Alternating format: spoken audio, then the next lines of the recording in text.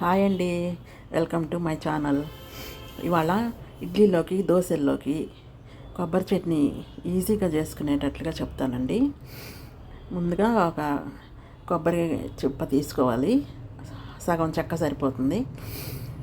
తర్వాత ఒక 4 పచ్చిమిర్చి, కొంచెం ఉప్పు, అంతేనండి ఇంగ్రీడియంట్స్. చాలా కొద్దిగా ఇంగ్రీడియంట్స్ తోటి టేస్టీగా ఎలా చేయాలో చూపిస్తాను. ముందుగా కొబ్బరిని చిన్న చిన్న ముక్కలుగా కట్ చేసుకోవాలండి. చిన్న చిన్న ముక్కలుగా కట్ చేసుకున్నాక పచ్చిమిర్చిని కూడా చిన్న ముక్కలుగా చేసుకోవాలి. పచ్చిమిర్చిని నూనెలో కూడా వేయించాల్సిన అవసరం లేదండి. ఇప్పుడు మిక్సీ జార్లో ఈ పచ్చిమిర్చిని, కొబ్బరిని, కొంచెం సాల్ట్ వేసుకుంటున్నానండి. రుచికి సరిపడినంతగా సాల్ట్ వేసుకుని మిక్సీ పడుతున్నాను. పచ్చిమిర్చి వేయించకపోతే మంటగా ఉంటుందేమో అనుకుంటారేమో.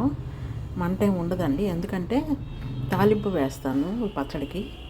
తాలింపు కంపల్సరీ వేయాలండి, ఎందుకంటే పచ్చిమిర్చి నూనెలో వేపలేదు కాబట్టి పచ్చి వాసన వస్తాయి. అందుకని చెప్పి తాలింపు కంపల్సరీ వేయాలి. అప్పుడే పచ్చిమిర్చి మంట ఉండదు, పచ్చి వాసన కూడా రాదనమాట. ఇదిగోండి, కొద్దిగా వాటర్ పోసుకొని మళ్ళీ మిక్సీ పడుతున్నాను.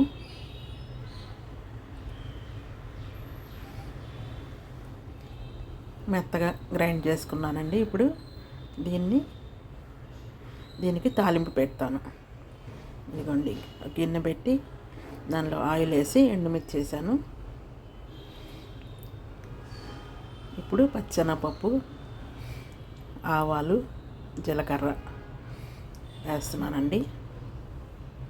చాలా ఈజీ ప్రాసెస్ అండి ఇది. 5 నిమిషాల్లో చేసేసుకోవచ్చు ఈ పచ్చడిని. మామూలుగా కొబ్బరి పచ్చడి అంటే చింతపండు, వెల్లుల్లి, జీలకర్ర అన్నీ వేసి మిక్సీ పడతారు కదండి, అది రైస్లోకి బాగుంటుంది. ఇది ఓన్లీ టిఫిన్స్లోకి అండి, ఇడ్లీకి, దోశకి, దేనికైనా బాగుంటుంది.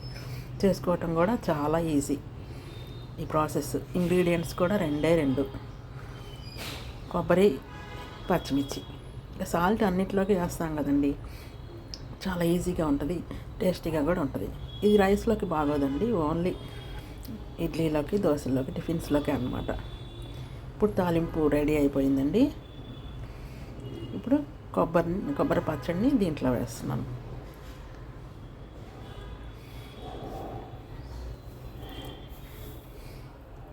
చాలా ఈజీ అండి ఈ పచ్చడి చేసుకోవటం.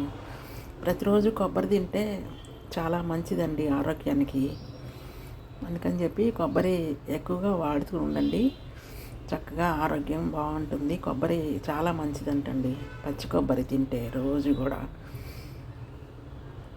ఇదిగోండి, ఈ విధంగా పచ్చడిని తాలింపులో వేసేసాను. ఇప్పుడు పచ్చిమిర్చి పచ్చి వాసన ఏమీ ఉండదండి, బాగుంటుంది. పచ్చిమిర్చి వేపాల్సిన అవసరం లేదు. ఇట్లాగా తాలింపు వేసేసుకుంటే, తాలింపు అయితే కంపల్సరీ అండి. వేపుకుంటే పచ్చిమిర్చిని తాలింపు వేయకపోయినా పర్వాలేదు, వేపలేదు కాబట్టి కంపల్సరీ తాలింపు వేయాలి. అదే అండి, మన పచ్చడి రెడీ అయిపోయింది.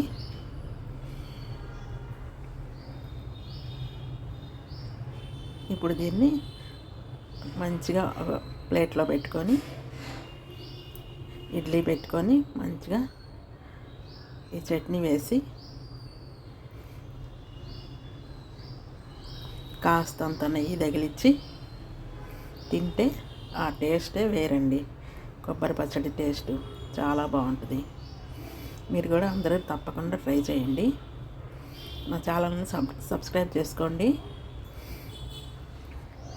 తప్పకుండా ఈ పచ్చడి ట్రై చేసి టేస్ట్ చేయండి. ఉంటానండి, వాళ్ళకి ఇదేనండి వీడియో. ఉంటానండి.